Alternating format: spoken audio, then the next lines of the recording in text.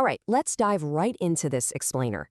Today, we're exploring the invisible, incredibly tiny building blocks that literally construct our entire reality. Think of them as the ultimate microscopic Lego set of the cosmos. Now, even though they're so unimaginably small that they pretty much defy human intuition, mastering their secrets has unlocked everything from modern medicine to computer processing and even our understanding of cosmic history itself. To really ground us in what this actually means, I want you to take just a second right now and look at your hands. Seriously, look at them.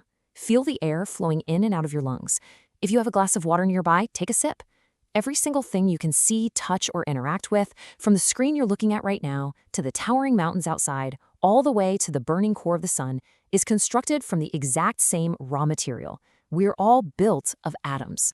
But okay, just how small are these building blocks? Well, a single atom measures somewhere between 0.1 and 0.5 nanometers in diameter, meaning if you lined up 1,000,000 of them side by side, they would barely span the width of a single strand of human hair. 5 sextillion. To put that absolutely unimaginable scale into perspective, a single tiny drop of water contains roughly 5 sextillion atoms. So, let's trace the evolution of the atom, moving from ancient philosophy all the way to modern probability. For centuries, philosophers like Democritus thought atoms were these solid, uncuttable cores. And our scientific journey over the last 200 years proved him mostly right, but also kind of wrong. We started back in 1803 with John Dalton, who pictured atoms as indestructible spheres, almost like billiard balls. Then, in 1897, J.J. Thomson discovered the electron, and he imagined them scattered around like plums in a positive pudding. By 1911, Ernest Rutherford's famous gold foil experiment proved atoms actually have a dense central nucleus. Niels Bohr then refined that into neat little planetary orbits in 1913, until we finally arrived at our modern understanding in the 1920s, a dense nucleus surrounded by a fuzzy vibrating cloud of probability where electrons act as both particles and waves. What a journey, right? Now, let's open up that subatomic blueprint and see exactly what's inside these quantum Legos. Inside every single atom, you've got 3 core subatomic players. First up, we have the positively charged protons residing right in the nucleus. They are basically the cosmic fingerprint. They define the element's actual identity. Hydrogen has 1, carbon has 6, gold has 79. Next, also in the nucleus, we have the neutrons, which act as this crucial nuclear glue stabilizing the core. And finally, buzzing around in that probability cloud are the negatively charged electrons. They have almost zero mass, but they drive absolutely all chemical reactions, bonding and electricity. Now, here's a really crucial point about how these particles interact to create variety. While the number of protons absolutely defines what an element is, you can actually vary the number of neutrons in the core without changing the element's identity. When you do this, you create what we call an isotope. So, for example, standard carbon-12 has 6 protons and 6 neutrons, and is perfectly stable. But if you add 2 extra neutrons, you get carbon-14. It's still carbon, but now it's unstable and radioactive, which is exactly the property scientists use for archaeological dating. Which brings us to how atoms actually build our reality through their relentless quest for stability. You see, every atom is basically on a mission to fill its outermost or valence electron shells. And to get the job done, atoms form microscopic alliances using 3 rapid-fire methods of chemical bonding. First is the ionic bond, or what I like to call the handover. This is where one atom completely gives away an electron and another gladly snatches it up, creating oppositely charged ions that lock together. That's exactly how sodium and chlorine create the table salt on your french fries. Second is the covalent bond, or the share, where atoms mutually shared pairs of electrons.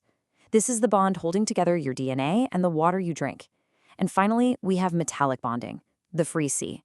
Here, electrons detach and just flow freely between metal atoms, which is the exact reason why metals are so incredibly good at conducting heat and electricity. All right, leaving the electron cloud behind, it's time to unleash nuclear power and look at the strong nuclear force. When we dive deep into the central nucleus, we find a force literally millions of times stronger than any chemical bond. And there are 2 fundamentally different ways we can interact with this immense energy. On one side, we have nuclear fission. This is where we forcefully split heavy atoms, like uranium, into smaller cores. It's what drives all our current nuclear power plants, releasing massive energy, but also producing radioactive waste.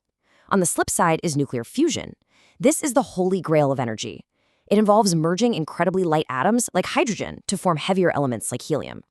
Fusion yields enormous energy with zero carbon emissions and minimal waste. It is literally how the sun and every single star in the night sky is powered, and scientists are racing to commercialize it right here on Earth. Of course, whenever we talk about harnessing the power of the atom, we have to impartially weigh this double-edged sword. The advantages are just phenomenal. You get extreme energy density, where a single tiny pellet of uranium equals a whole ton of coal. You get virtually zero carbon emissions during operation, and you have continuous weather-independent reliability for our global power grids. But the challenges carry immense global responsibility. We're talking about managing hazardous radioactive waste for thousands of years, navigating the severe environmental risks of accidents like Fukushima, and dealing with the ever-present threat of nuclear proliferation, where the same physics can unfortunately be weaponized. Let's zoom back out to our cosmic connection, bust some persistent myths, and look at where all of this is heading. First things first, we absolutely need to redefine what an atom actually is. Because, contrary to popular belief, an atom is definitely not a solid, impenetrable little ball. It is actually a structure composed almost entirely of empty space. The sheer math of that emptiness is just staggering. Atoms are 99.9999999% empty space. To help visualize this, if the dense nucleus of an atom were a marble sitting right on the 50-yard line of a massive football stadium, the electrons wouldn't even be nearby. They'd be tiny dust specks, buzzing rapidly around the absolute highest nosebleed seats in the stands. That means everything you perceive as solid in your everyday life, including yourself, is overwhelmingly just empty space held together by energetic forces. Crazy, right? And while we're at it, let's bust a couple more myths. A really common one is the idea that all radiation is synthetic and instantly deadly. The actual fact is, you are exposed to safe, totally natural background radiation every single day. You get it from granite countertops, from cosmic rays in space, and surprisingly enough, even from the potassium in bananas. Another massive myth is that civilian nuclear power plants can just explode like atomic bombs. Due to the very low enrichment levels of the fuel and the mechanical design of the reactors themselves, a nuclear detonation is physically impossible in a commercial power plant. So, what's next? Well, precisely controlling these atoms is going to unlock some absolutely incredible future frontiers. Step 1 is quantum computing, where we harness individual atoms to solve impossible calculations that would take our best classical supercomputers literally millennia to crack. Step 2 is nanotechnology. We're talking about arranging materials atom by atom to construct tiny molecular gears or highly targeted drug delivery vessels for medicine. And step 3 is deep space travel. Utilizing incredibly compact nuclear reactors could reliably propel our spacecraft on long-duration journeys to Mars and far, far beyond. I want to wrap up this explainer with a thought that honestly just blows my mind. You are not just a spectator in this universe. Every single atom of iron in your blood, every atom of carbon in your DNA, and every atom of calcium in your bones was quite literally forged inside the incredibly hot, crushing hearts of ancient dying stars. So when you sit here and study the atom, you are literally the universe experiencing and seeking to understand itself.